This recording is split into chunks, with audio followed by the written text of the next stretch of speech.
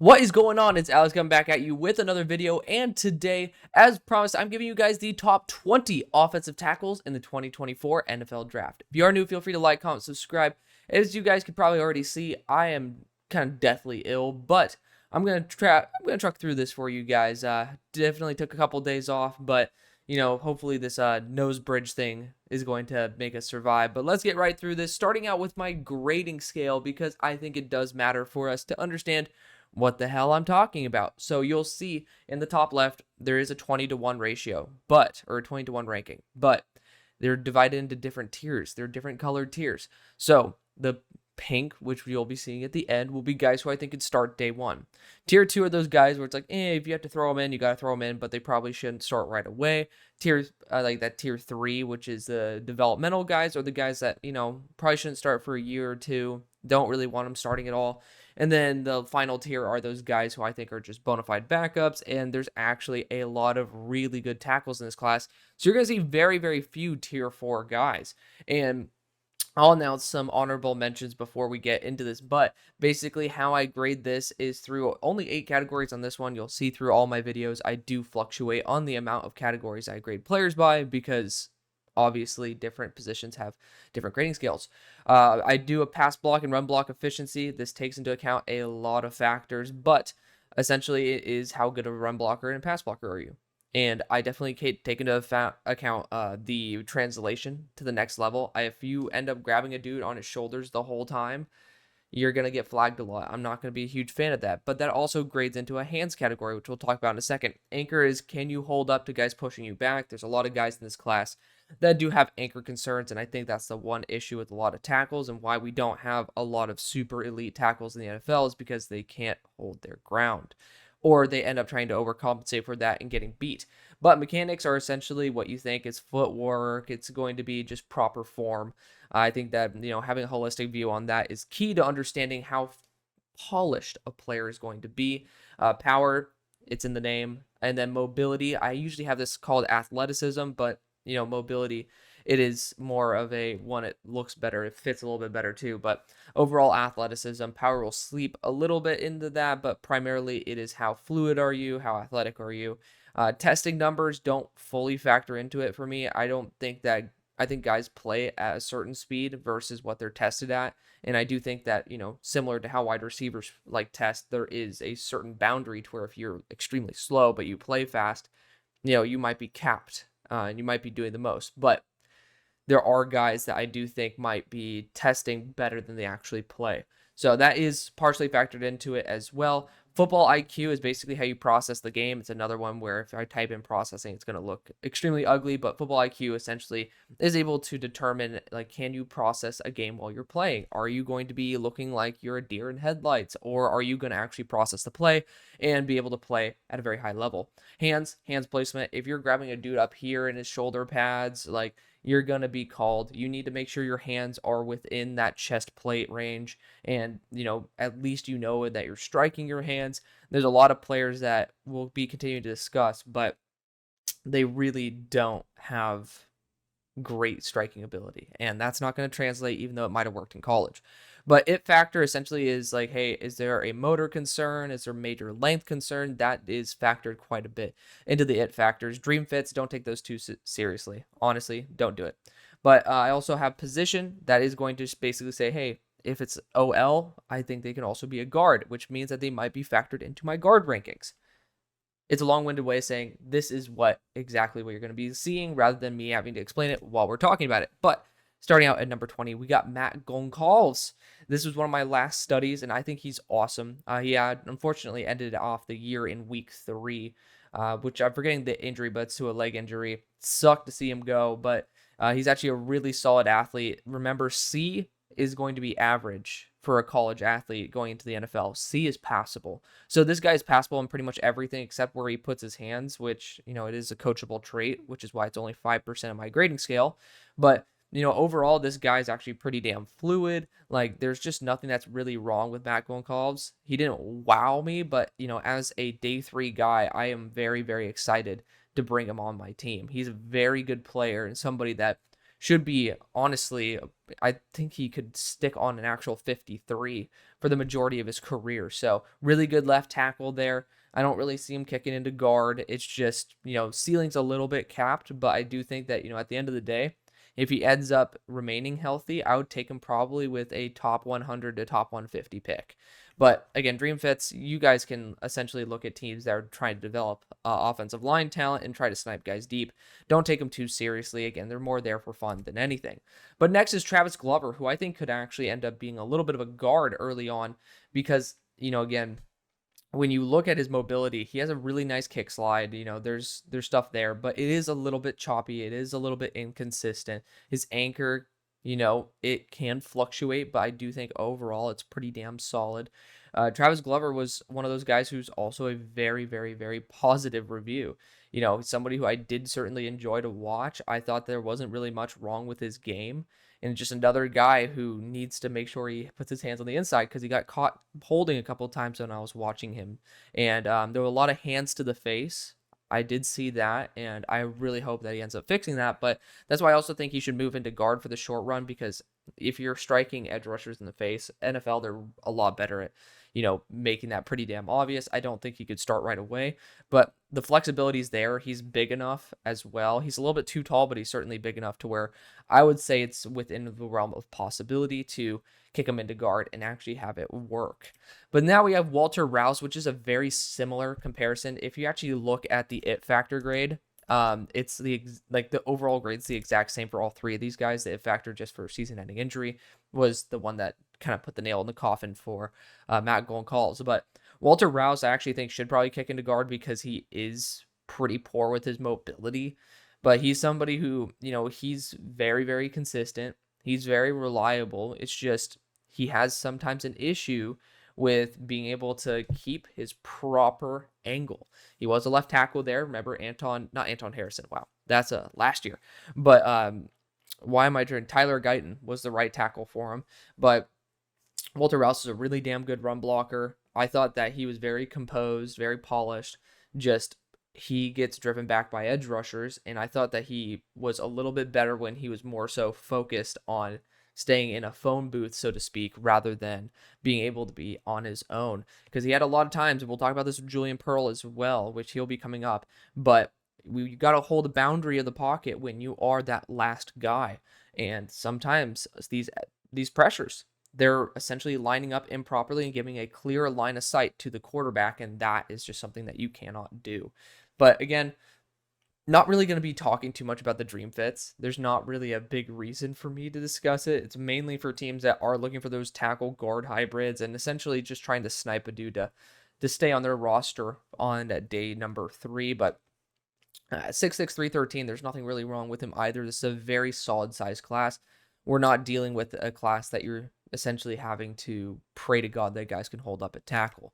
Because even at number 17, I love this guy. This is a guy I take in round number 2. Like, this is someone who I have a massive affinity for. It's Kon Karamagi. Like, this is somebody who I've had in my top 64 before. I knocked him down a little bit, realizing how damn good this offensive line class is. And you got to remember, this factors in those tackle guard hybrids. So there's some of these guys like this. If you're looking at pure offensive tackles, Karan's probably around that 12 range, which is pretty much everybody else's board. Karan's a great player. He's just coming from Yale. There's a lot of his game that he needs to improve. Like, they just don't play with a lot of mechanical intricacy, but he's a fun player to watch. He hauls ass. He's a really, really good player. He's a great project to have. So I'm very excited for that. Had a season-ending quad tear injury, but this dude has so much untapped potential. I'm praying to God he goes to a team like the Jets if they end up not going offensive line early and maybe developing him over the season, or the Niners with Trent Williams coming up on the close of his career. Karan's a great player. I think that he deserves a lot of love. Even though it says 17 right there, I have way more faith in him. Like, 17, I'm saying, should be potentially able to start a game in year 1. That's freaking ridiculous. Like, this is the best offensive tackle class I've ever studied.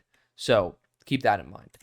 16, we got Kaden Wallace, who's going to be definitely making an appearance on the offensive guard / center list later this week. Probably, I think it actually will be later this week because my sick ass has officially ran out of TV shows to watch. By the way, this show, Shogun, not too shabby. I ended up watching Fallout as well. That's honestly, it over-delivered compared to what I expected. The first part of it was and then actually they did a really good job. As a Fallout fan myself, so I had high expectations and certainly met them.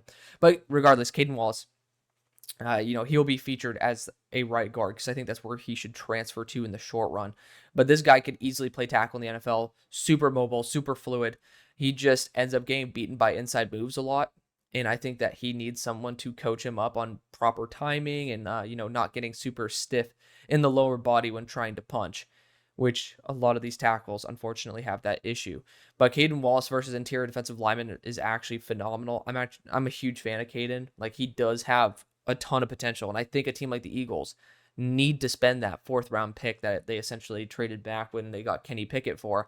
They need to get this rather than going Tyler Guyton. You're getting someone who is a day one starter as a right guard, which you don't even need that, but you can have that. And then he should be transferring to right tackle in a year or two, which is exactly the timeline the Eagles have. So big fan of Kaden Wallace. I think he's a superstar. It's just, you're probably going to have to kick him to guard. Anyways, Julian Pearl. Oh, by the way, this is something I want to point out, which I should have said earlier in the video, but I'm just realizing it now. You can see that the colors actually do matter. Positioned offensive line, that shows the grade range that I have for him as an offensive guard. So if it says OL, the color indicates his highest overall score. Just keep that in mind.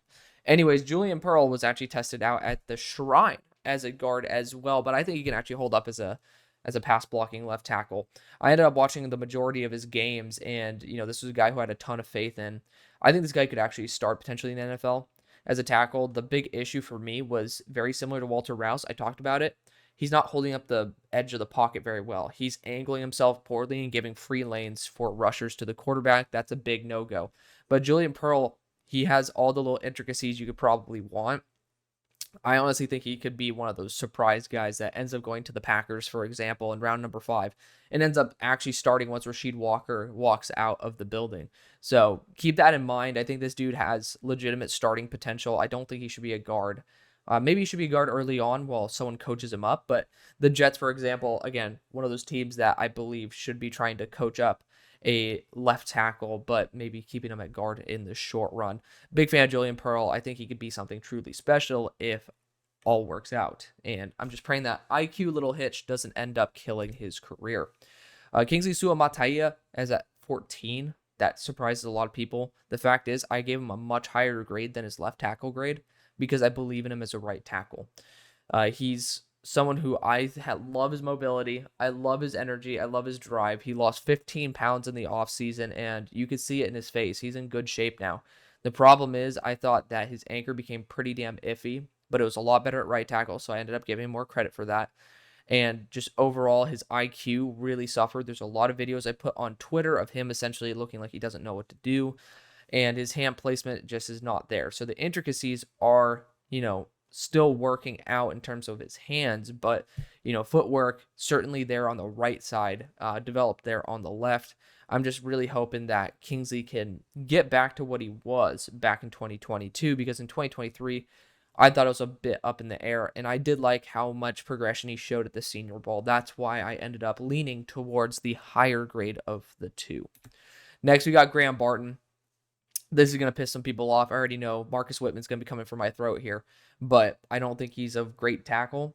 No disrespect. I don't know if he's a great guard either. I think that he's a very solid one. If you need him to start games, he can start him, and that's perfectly fine. I think that he is a starting quality guard, but he's not significantly better as a guard. He's super well balanced, but he's not going to be someone who has a lot of pop in his hands. He's also someone who's never progressed at all throughout his entire career when it comes to being able to have his hands land properly. He's very similar to Mason McCormick. They just do not put the hands in the right place, but they're fun to watch. I've loved Graham Barton since the beginning. I mean, multiple years ago, this was a guy who I was rooting for, and I love his game.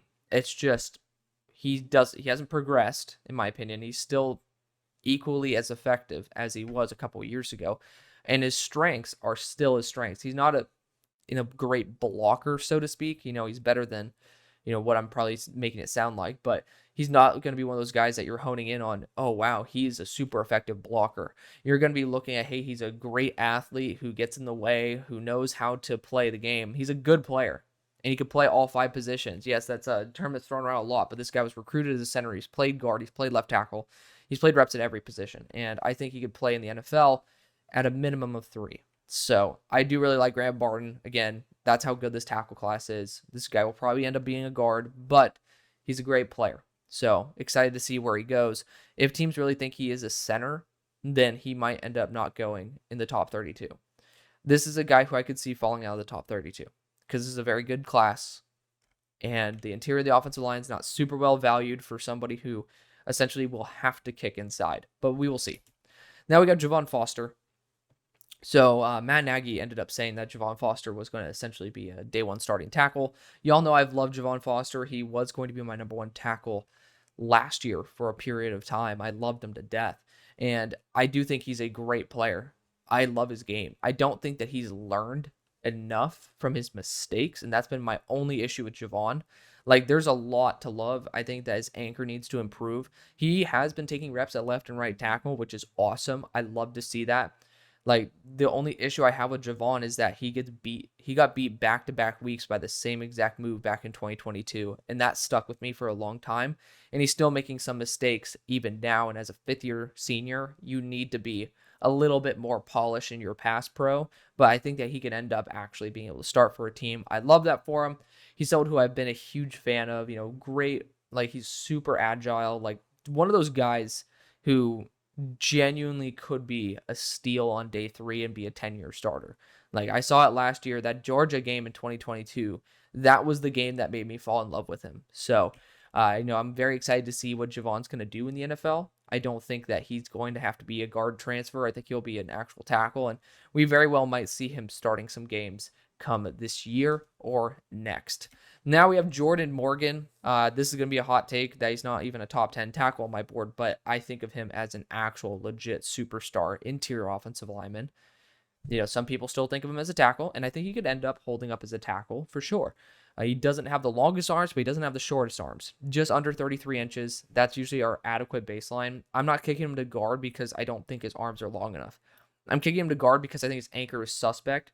And he's shown when even he has Tanner McLaughlin next to him, he looks so much more comfortable when he doesn't have to hold the boundary of a pocket. Like, there's something different about Jordan Morgan when he has that security blanket next to him. So I think that a team like the Cowboys would love this. Obviously, Green Bay would love this. The Cowboys, I think in particular, would be the best spot because you can still have him work as a left tackle if Tyler Smith doesn't want to move there. But Jordan Morgan's a great player overall. It just really is that anchor that I'm a little bit suspect for. He's not someone who has a ton of pop in his hands either, but everything else is pretty much really, really, really solid. So big fan of Jordan Morgan right there. I totally believe that he should be starting offensive lineman, but I really think where he should shine is that left guard spot. Now we got Roger Rosengarten at 10. I love Roger Rosengarten. This guy is a little bit too inconsistent for me. That's my one issue with him, but the hand technique is incredible. Like, it's pretty top notch. The problem is it's not there every play. The punch in his hands are not there every play, but you do see it. My big issue with Roger is the fact that he's not the same guy every single play. That's my only biggest issue. He does sometimes have that deer in headlights look, and I think that needs a little bit more grinding out, but he's someone that I genuinely believe could be a really high-end starter. And, 6'5", 308, you still could kick him to guard for the short run if need be, but that footwork at right tackle is incredible. So I think he could actually start for the Niners if they end up drafting him. It was in a top 32 very recently. I'm forgetting who it was. It might have been The Athletic, or it might have been Mel Kiper who did it. But anywho, this is still a great spot for him to fill in, and I think he could end up actually being a superstar. So one of those guys that I think has really untapped potential, and like someone who I'm going to be willing to put my neck on the line for. So if you ever see a discrepancy between the projection color and the grade color as well, that usually indicates that they're a my guy. So we'll leave it there as well. Speaking of a my guy, Larius Henderson, awful combine week, or not combine, excuse me, awful Senior Bowl week, because they pretty much use him as a guard. This guy will be an absolute failure as a guard. If a team drafts this guy to be a guard, Larius Henderson will fail. He cannot hold up to bigger guys with his anchor. And I think his anchor is actually relatively solid as a left tackle. I ended up studying quite a few games of Larius because it was almost an enigma to me, but primarily his Iowa game where he allowed 8 pressures. That's right, 8 pressures.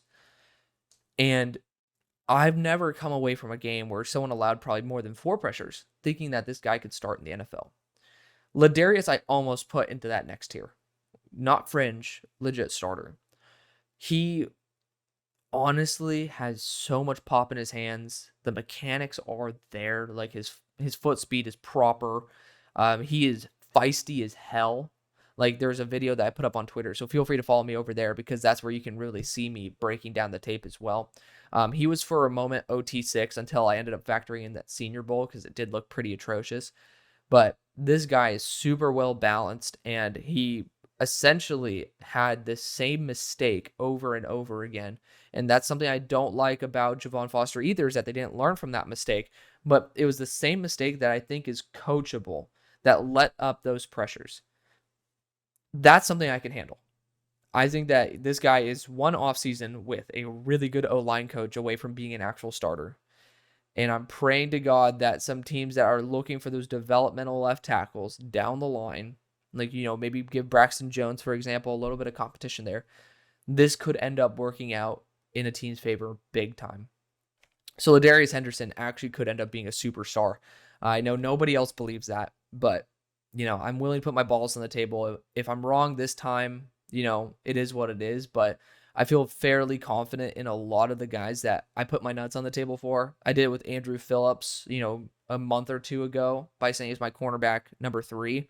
All of a sudden, that seems to be the correct analysis. If I'm able to hit on 1 or 2 out of the guys that I love out of 3, I think that's perfectly fine. Like, I'm accepting the fact that maybe I might be wrong about Larius Henderson, but as long as I maintain my integrity, that's what I care about even more. And I really love him, and I'm going to stick my neck out for him, and I really hope that it works out for all of us, because the NFL needs better offensive linemen, and I think Larius could be that. Then we got Blake Fischer at spot number 8. I love Blake Fischer. I don't know if he could kick into guard early on, but he does have, like, sometimes there are moments where, he doesn't always do the right thing, and he sometimes has a little bit of a moment, but Blake Fischer is probably the most balanced offensive tackle in this class, like, pound for pound. And I think that given the reputation of Blake Fischer versus Joe Alt, he is better value than Joe Alt will be. And that's not saying anything about Joe Alt, because spoiler alert, he's my number 1 tackle. But Joe Alt in the top 10 is not worth the same value as Blake Fischer if he somehow slips out of round 2 or is close to the end of round 2. I think Blake Fischer is a superstar up and coming. I think he needs a little bit more polish and a little bit more coaching up before he can actually truly start games. But again, it's a team like the 49ers that I think he could start right away. The Commanders, I think he could start right away. The Eagles, I love the idea of developing this guy under Lane Johnson to improve his mobility a little bit. But Blake Fischer's a superstar upcoming. I'm very excited to see that. I don't think he'll be an offensive guard, but we'll see what happens. Now we have Amari Mims at spot 7. I know that a lot of people have him way higher than this, and y'all know how much I love Amari Mims. But we have to be a realist here as well. I think Amari Mims is a fantastic offensive tackle. I think that he has ungodly, untapped potential. He also has injury concerns because the dude just cannot remain on the field for a whole season. Granted, the year before, it was because Warren McClendon was starting and not him. But he has very little tape. In the very little tape that we've seen, there's been a lot of really good stuff. There's been a lot of really bad stuff. And what I really love about Amari Mims is the fact that we've seen the high heights. He has really good hand placement. The best probably in the entire class, maybe besides Joe Alt. But he gets his hands in the right spot.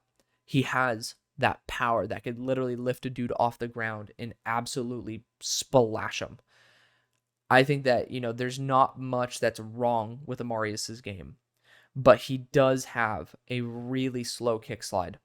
that has shown time and time again to get beaten by inside pressure, by inside moves. Guys will fake to the outside, and Amari is taking one step further every 2 or 3.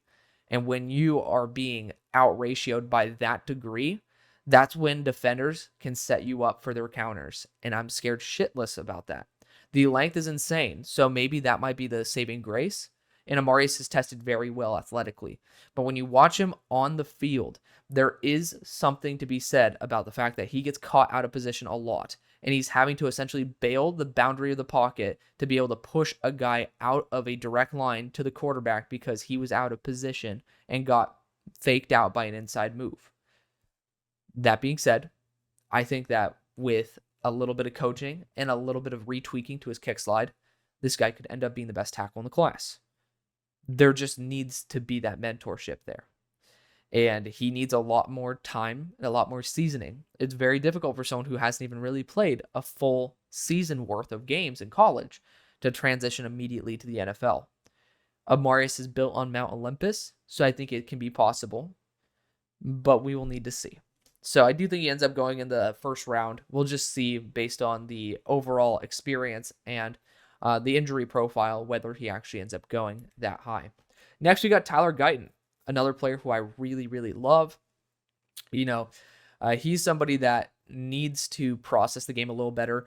The one issue I have with Tyler Guyton is the fact that I think he needs to gain some synergy with his lower body and upper body. It would be like he's doing an excellent job with his kick slide and then doesn't fire his hands. And the moment he fires his hands, he does a great job, but his feet stop moving. And that's what led to a lot of his inefficiencies in his game, is just there's no connection between the two. That's something that scares the shit out of me. I don't know if he's going to be able to start in the NFL. If he ends up failing and ends up being a bust, that's the reason. He needs to be a whole player. You can't have half a great, half useless at all in the NFL. 50% of a great player is not going to start in the NFL. So Tyler Guyton does have a ton of potential there, though. I mean, he has the power. I mean, there are moments where even when he's moving out in space as well, he also has a tough time processing. Like some of the first reps I saw of him, he was essentially like clueless trying to run down the field. And that does bother me a little bit. But this is somebody who I'd be willing to take in the top 40 range. He's awesome. Maybe I would take him even potentially in the top 32. Looking at my board right now, I do have him listed at 36. So yeah, top 40. He's an awesome player. But if you're asking me if I'm the Cardinals at 27, would I rather go Tyler Guyton or be at 35 and potentially even trade down further to get Blake Fischer? I'd go Blake Fischer probably 9 out of 10 times. Maybe 10 out of 10, but I would say 9 out of 10. Because, Guyton does have extra power and he's a better athlete and the ceiling is higher on him than Blake Fischer. But it's like, you cannot dismiss the fact that you're going to get exponentially more value in terms of draft capital wise for a very similar style in terms of the overall impact of a player. So I love Tyler Guyton, though. I think he's a superstar. He probably will end up going to the Eagles at 22 because of that connection with Lane Johnson or via a trade back. But besides that, I think that he's a really talented guy who could start day one. There is just that issue with his processing and his synergy that might keep him from being the player that we all hope he could be. Now let's talk about Troy Fautanu at spot number 5. He is a very fun player to watch. There are some very special moves in his pass blocking game that I love. The problem is I just think it's a little too inconsistent. He does get driven back towards the quarterback a little bit more than I'd love to see. And I want him to hold his ground a little bit better. I thought that he probably would at 6'4", 320. Like, that is something, you have a lower center of gravity. I was hoping that he could do that a little more, and I didn't see it. But he is one of the best run blockers that I've seen in this class. The pop is there. He's a very agile player. Like, the physical profile is ridiculous. And he's a smart guy, too. Like, he does process the switches properly, the blitzes. He doesn't make improper decisions. Like, there's pretty much everything I love about Troy Fautanu, except for his pass blocking, which mainly is because he can't hold up the pocket. He does get driven back. But I do think this guy could be something really special. I think he needs maybe some mentorship in learning how to maintain leverage in pass protection. But Troy's a phenomenal pass blocker when it comes down to him not giving up his anchor. That's what scares the shit out of me because it happens way too often. But Troy maybe will end up being a guard at the next level. I still think he could be a true tackle. I don't think my grade for his offensive guard spot is much higher, but it is a little bit higher because I don't really worry too much about the issue of his anchor defeating the boundary of the pocket, because when he holds his ground, when there's someone next to him, he does perform a little bit better. Then we got JC Latham, and there's been talks about JC potentially being a bust. And I will say there is very strong reason to believe that he could fail. And it's that category that has a fat F right there in football IQ. He has a very difficult time processing the game. It doesn't matter how damn good of a blocker you are, because I think he, pound for pound, might be the best, if not second best, pure blocker in the class. He has a great anchor. I think that he doesn't need to rework his tools. I don't know why some people are saying that he needs to rework his tools. He doesn't. I just don't think he has the proper timing down in his head. I don't think he processes the game very well. His second level processing, he looks like he's essentially looking like, who was that from Pulp Fiction when I'm forgetting the actor's name, but I even played him, or didn't play him, but I dressed up as him for Halloween in my freshman year of college, but he's essentially like that in a room. That's exactly what JC Latham plays like a lot. And he makes the wrong decision a lot of times. You're going to have to coach him up in terms of being able to give him the proper overall experience, I guess. But he has experience. I don't understand it, but that is the reason why he could end up kicking to guard. And he'll end up being a very good guard because the thought is taken out a lot with with the guards. You don't have to think as much. And I did think JC failed in that category. So he could be a day one starter for me that I am a bit concerned with because of the fact that is almost an Achilles heel, is the processing of the game. So we'll leave it right there. Olu Fale is at spot number 3. I love Olu. He gets the short end of the stick because he has small hands. I think that the bigger issue with his game since the beginning has been his anchor. This guy gets driven back to the quarterback way too often. For a guy who's 6'6", 323, he should be better with his anchor. And he's probably the most athletic offensive lineman I've seen. He and Matt Goncalves probably the best mirror ability. I love that about Matt Goncalves, and maybe he should be a little bit higher because of that. I don't know, like Matt specifically. But Olu is a phenomenal mirror. He was the best mirror ability tackle. That's what drove him up my board to be my number 1 tackle for a portion of this year. But I think Olu's a feisty guy. I love that for him. He does have small hands, though, which, there are spots in the run game where he doesn't control the player as well as he should. And I think that's because of his short hands. But my biggest issue really does come down to that anchor. I think he's a phenomenal player who's very damn near being the number 1 tackle in this class. But Olu is somebody that does have his relative deficiencies. I still think that it's ludicrous the fact that he will be going after some of the tackles I've mentioned before, because he's super young and super developmental, and he has a lot of the same positives and a lot of the same weaknesses as some of the guys who I've mentioned after, but people just want to go after the other guy because they're newer. Prospect fatigue has kind of killed Olu Fale, but I'm hoping the NFL does not think so. Or maybe if he falls to the Steelers, I hope it does. Next, we got Tali Faga. I think he'll actually end up being, I've been quoted as saying this, a Hall of Fame offensive guard. I'm praying to God that he could still end up working as a tackle, but his length issue does pop up. It certainly does. And I did have Tali Faga for a portion of this year listed as a generational level player. But as the season progressed, a lot more of those holes started popping up. Hence why I do re-evaluations. But Tali Faga, he's an awesome player, awesome guy as well. Got to meet him there in Mobile, so love that for him. I think that his processing of the game, sometimes he chooses the wrong route or the wrong player to block, and sometimes he has a tough time figuring out who to block down the field. That's super minute, but doesn't have the longest arms in the world. Does pop up on tape. He is an absolute animal in the run game. I think just the majority of his deficiencies are literally wiped out when he becomes a guard. That's why I think he could be a Hall of Fame guard, because he has all the strengths that you'd ever want. He's mobile. He's powerful. He's proficient with his polish. There's not much that's wrong with him, except for those small things. And that's what's taken out when you kick him to guard. So I think a team like the Eagles would be blessed to have him go there. The Chargers, you know, yeah, I think he would end up being a really good right tackle for y'all, but keep it open, keep the idea open. That's why I love the Raiders, because they have Thyra Mumford there in case they want to put him to guard. But Tali Fawaga is a great player who I have a lot of respect for. I also could put the Jets on there. Again, I say don't take Dream Fits too seriously. There's a reason for that. But Tali Fawaga, he has all the positives you could ever want, with just a couple key negatives that probably pushes him to guard for me. But he still, if you had to, you could start him at tackle. Then at number 1, we got Joe Alt. Surprised. You might be surprised at the grade, though. I mean, when you're looking at it between all these top tackles, I only have them separated by a very minute margin, and that's because Joe Alt doesn't have any pop to his hands. Like, people love to highlight the fact that oh, he tested well. He has 28 bench press reps. That doesn't come popping out in the game. His hands don't have pop. They're very, very soft. Even guys like Theo Ash have said his hands are very predictable because you could just kind of see him like almost slowly reaching out to the defender. That's certainly true. And I saw this great video. I'm forgetting who it's by, but essentially he leans forward sometimes too much because he'll like softly reach out and then start leaning. And then that's how he's been yanked and allowed his pressures. There is certainly that to be thrown into discussion. But besides that, like 99% of the reps, he remains proper leverage. He is super proficient as a pass blocker.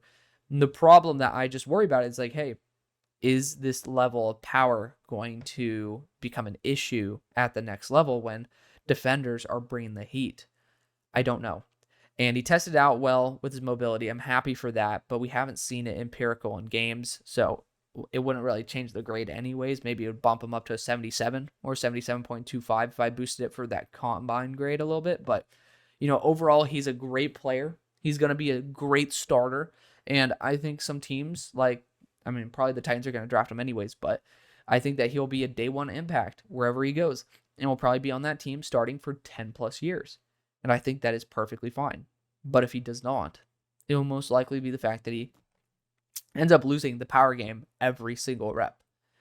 Keep that in mind, but you're still getting probably a 10-year starter. And that's a blessing in the NFL.